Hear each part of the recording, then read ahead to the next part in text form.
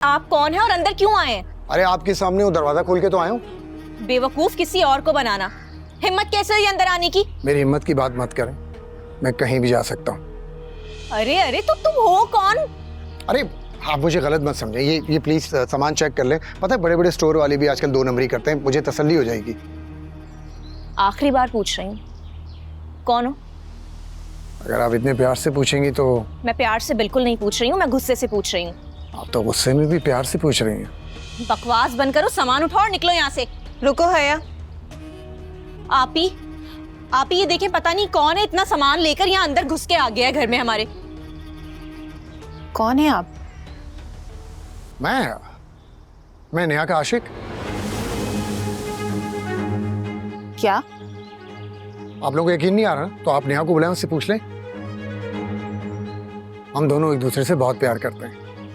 बकवास बंद करें और निकले यहाँ से।